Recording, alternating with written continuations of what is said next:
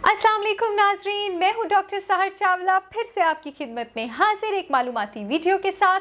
अगर आप चाहते हैं कि मेरी इन्फॉर्मेशन वीडियोस आप तक पहुंचती रहे तो यूट्यूब पर मेरा चैनल डॉक्टर सहर चावला के नाम से सब्सक्राइब करना और फेसबुक पर मेरा पेज लाइक करना मत भूलें। आज हम बहुत ही इंफॉर्मेशनल और बहुत ही फिलिंग टॉपिक डिस्कस करने वाले हैं। मैं चाहती हूँ कि मेरी ऑडियंसिस को, मेरे दोस्तों को, मेरे नाजरीन को इस बात के बारे में नॉलेज हो कि हमारे खाने में फाइबर कितना इंपॉर्टेंट रोल प्ले करता है और उसके हेल्दी सोर्सेज क्या हैं और डाइट हाई इन फाइबर आपकी बॉडी में कितने अच्छे असरात पैदा कर सकती है। इससे पहले कि मैं आपको फाइबर और उसके सोर्सेज के बारे में बताऊं, मैं ये बताना चाहूँगी कि फाइबर होता क्या है। आपकी बॉडी में दो तरह के कार्बोहाइड्रेट्स होते हैं जो आप कंज्यूम करते हैं। एक होते हैं सिंपल कार्बोहाइड्रेट्स और एक होते हैं कॉम्प्लेक्स कार्बोहाइड्रेट्स। अब आपने ये बात फॉर लाइफ याद रखनी है कि जो सिंपल कार्बोहाइड्रेट्स हैं वो बुरे वाले कार्बोहाइड्रेट्स हैं और जो कॉम्प्लेक्स कार्बोहाइड्रेट्स हैं, हालांकि नाम कॉम्प्लेक्स है लेकिन वो अच्छे वाले कार्बोहाइड्रेट्स हैं। अब ये सिंपल कार्बोहाइड्रेट्स किन किन चीज़ों में प्रेजेंट होते हैं? ये वाइट आटे में प्रेजेंट होते हैं, ये वाइट राइस में प्रेजेंट होते हैं, ये चीनी में प्रेजेंट होते हैं, पास्ताज में प्रेजेंट होते हैं और सारी बेक्ड गुड्स में प्रेजेंट होते हैं। और जो कॉम्प्लेक्स कार्बोहाइड्रेट्स हैं वो अच्छी अच्छी चीज़ों में प्रेजेंट होते हैं, वो फलों में प्रेजेंट होते हैं, वो सब्जियों में प्रेजेंट होते हैं, वो नट्स में प्रेजेंट होते हैं, वो ग्रेन्स में प्रेजेंट होते हैं, वो सीड्स में प्रेजेंट होते हैं। तो आप जब कॉम्प्लेक्स कार्बोहाइड्रेट्स लेते हैं तो कॉम्प्लेक्स कार्बोहाइड्रेट्स का बेहतरीन हिस्सा आपके पास फाइबर है।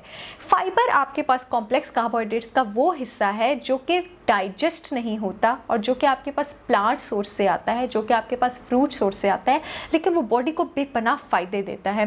फाइबर भी आपके पास तीन टाइप्स का होता है। एक आपके पास सॉल्युबल फाइबर होता है, एक आपके पास इनसॉल्युबल फाइबर होता है और एक होता है आपके पास इनडाइजेस्टिबल स्टार्च। अब जो सॉल्युबल फाइबर है वो आपको अलग तरह के फ़ायदे देता है और जो इनसॉल्युबल फाइबर और अनडाइजेस्टिबल स्टार्च है वो आपको अलग तरह के फ़ायदे देता है। जो सॉल्युबल फाइबर होते हैं हमारे पास, इसके जो हमारे पास ज़्यादातर सोर्सेज होते हैं वो फल होते हैं, सब्जियां होते हैं, वो आपके पास नट्स भी हो सकते हैं और वो आपके पास ग्रेन्स भी हो सकते हैं और वो आपके पास सबसे ज़्यादा जो अच्छा मेरा फेवरेट सोर्स है वो है आपके पास जौ का दलिया। ठीक है, अब सॉल्युबल फाइबर पानी को जो है एब्जॉर्ब हो जाता है पानी में और जब वो पानी में एब्जॉर्ब हो जाता है तो वो बन जाता है एक जेल और जब वो बन जाता है एक जेल तो वो आपके स्टमक में डाइजेस्ट तो अब होता नहीं है, तो वो बड़ा स्लोली मूव करना स्टार्ट कर देता है। जब आप वो स्लोली स्टमक से मूव करके अपने अगले मरहले स्मॉल इंटेस्टाइन में पहुंचेगा तो इसका मतलब है कि आपका जो स्टमक है वो ज़्यादा देर तक भरा रहेगा। अब जब आपका स्टमक ज़्यादा देर तक भरा रहेगा इसका मतलब है कि आपको बहुत देर भूख नहीं लगेगी। इसका मतलब है जो आपका एपेटाइट सेंटर है दिमाग में वो कंट्रोल्ड रहेगा, यानी आपने कैलोरीज मुनासिब अमाउंट की ही ली होंगी ज़्यादा देर के लिए, लेकिन आपको बहुत देर तक भूख ही नहीं लगेगी। इसका मतलब है कि अगर मैं अपना वेट मेंटेन करना चाह रही हूँ या मैं वेट लूज़ करना चाह रही हूँ तो मैं अपने खाने में उन चीज़ों का इस्तेमाल करूँ जिनका फाइबर कंटेंट ज़्यादा है, तो मैं कैलोरीज भी कम लूँगी और मुझे बहुत देर तक भूख भी नहीं लगेगी। अब ये खाना जब आपके पास स्मॉल इंटेस्टाइन में चला जाता है तो स्मॉल इंटेस्टाइन यानी छोटी आंत में भी ये उतनी ही स्लोली मूव करता है। अब जब ये वहाँ से स्लोली मूव करता है तो ये क्या करता है कि जो न्यूट्रिएंट्स खाने से एब्जॉर्ब होने होते हैं उनको इतनी तेज़ी से एब्जॉर्ब होने नहीं देता, उनके जज़ब होने की स्पीड को ये थोड़ा कम कर देता है, जिसमें आपके पास ग्लूकोज आ जाता है, जिसमें आपके पास कोलेस्ट्रॉल आ जाता है। अब जो ग्लूकोज है आपके पास अगर वो ब्लड में एकदम ऊपर बढ़े तो आपके पास जो ब्लड शुगर के पेशेंट्स हैं, उनके जो नॉर्मल पेशेंट्स हैं उनके लिए भी अच्छा नहीं है, क्योंकि जब वो ब्लड में ज़रूरत से ज़्यादा होना शुरू हो जाता है तो वो आपके पास लिवर में जाना शुरू हो जाएगा। लिवर में जाएगा तो वहाँ पे फैटी एसिड्स बनाएगा, ट्राइसाइक्लिसरोल्स बनाएगा और आखिरकार फिर वो आपके एडिपोज टिश्यू यानी फैट टिश्यू में चर्बी बन के स्टोर होगा। अब फाइबर वाले खानों में जब हमारे पास ग्लूकोज स्लोली एब्जॉर्ब होगा तो शुगर भी आहिस्ता आहिस्ता जाएगा अंदर और जितना भी शुगर जाएगा क्योंकि वो बॉडी को आहिस्ता आहिस्ता मिल रहा है वो मेटाबोलाइज हो जाएगा, वो एनर्जी में कन्वर्ट हो जाएगा, वो बॉडी में चर्बी बन के लगेगा ही नहीं। तो ये डायबिटीज़ और हाइपरटेंशन के पेशेंट्स के लिए एक खुशखबरी है हाई फाइबर फूड्स। इसके अलावा आपके पास हम जितने भी खाने खाते हैं अमूमन 50% कोलेस्ट्रॉल उन खानों में से एब्जॉर्ब हो जाता है। अगर आप वो खाने लेते हैं जिनमें आपके पास फाइबर ज़्यादा है तो आधा कोलेस्ट्रॉल आपके पास बॉडी से एक्सक्रीट हो जाता है पखाना में यानी फीसेस में। तो इसका मतलब है कि जिनको ब्लड प्रेशर कोलेस्ट्रॉल की शिकायत है उनके लिए भी फाइबर जो है वो एक गुड न्यूज़ है।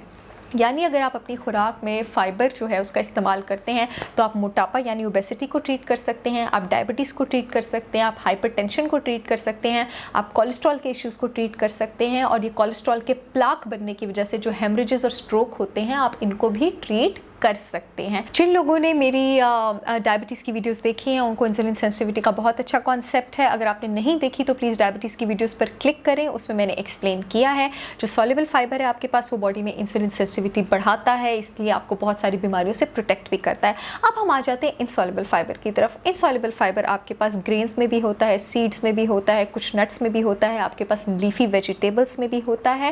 इनसॉल्युबल फाइबर पानी के साथ मिक्स नहीं होता बल्कि पानी को एब्जॉर्ब कर लेता है। इसका मतलब है कि वो आपका स्टूल और जो आपका पखाना है उसका वजन ज़्यादा करता है, यानी वो आपके पास बहुत ज़्यादा न्यूट्रिएंट्स एब्जॉर्ब कर लेता है, ऐसे न्यूट्रिएंट्स जो कि टॉक्सिक होते हैं, जो कि हार्मफुल होते हैं। आपकी कोलन म्यूकस मेम्ब्रेन में, आपकी आंतों की म्यूकस मेम्ब्रेन में वो उन हार्मफुल केमिकल्स को चिपकने नहीं देता ताकि वो ब्लड में एब्जॉर्ब ना हो जाए और उनको पखाने यानी फीसिस के साथ एक्सक्रीट कर देता है। Insoluble fibre diarrhoea, bloating, constipation, बवासीर, कोलन कैंसर, इन सब का बहुत अच्छा इलाज है और इन सब से आपको प्रोटेक्ट भी करता है। अब हम आ जाते हैं आपकी तीसरी टाइप यानी इनडाइजेस्टिबल स्टार्च की तरफ। इनडाइजेस्टिबल स्टार्च जो है वो आपके पास दालों में भी प्रेजेंट होता है, प्लांट फूड्स में भी प्रेजेंट होता है और ये भी आपके पास लगभग वही फंक्शन परफॉर्म करता है जो कि आपके पास इनसॉल्युबल फाइबर परफॉर्म करता है। अब मैं कुछ उन खुराकों के नाम लेने लगी हूँ जो आपके पास फाइबर में बहुत ज़्यादा रिच हैं और जिनको आपने अपनी डाइट में इंक्लूड रखना है, जिसमें सबसे पहले आपके पास ब्रोकली आ जाता है, एस्पैरागस आ जाता है, बैंगन आ जाते हैं यानी एग प्लांट आ जाता है, कॉलीफ्लावर आ जाता है, फूल गोभी आ जाता है, कैबेज आ जाता है, लेटिस आ जाता है, आपके पास केल आ जाता है, आपके पास स्पिनच आ जाता है, आपके पास कोकोनट मीट आ जाता है। फलों में आपके पास एप्पल्स आ जाते हैं, बनानास आ जाते हैं, कीवीज आ जाते हैं, पियर्स आ जाते हैं यानी नाशपाती, मेवे आ जाते हैं यानी रेजिन्स आ जाते हैं। बेरीज में आपके पास तीनों तरह के बेरीज आ जाते हैं, चाहे वो स्ट्रॉबेरीज हो, चाहे वो ब्लैक बेरीज हो, चाहे वो रसबेरीज हो। बल्कि ब्लैक बेरीज तो आपके पास न्यूट्रिएंट्स का अंबार है और सबसे ज़्यादा फाइबर ही आपके पास रसबेरी में होता है। सिर्फ एक कप में आपके पास 7 ग्राम होता है।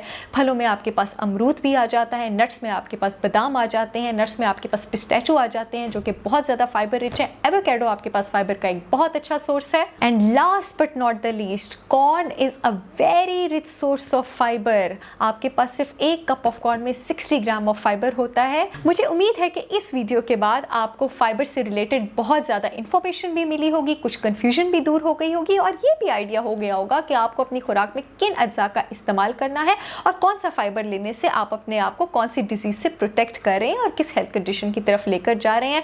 बहुत ज़्यादा फाइबर खाएं, हेल्दी न्यूट्रिएंट्स का इस्तेमाल करें, फलों और सब्जियों का ज़्यादा इस्तेमाल करें, रिफाइंड खानों से गुरेज करें, अपना ख्याल रखें। मुझे इजाज़त दें, बहुत जल्दी आपसे मुलाकात होगी एक और मालूमाती वीडियो के साथ।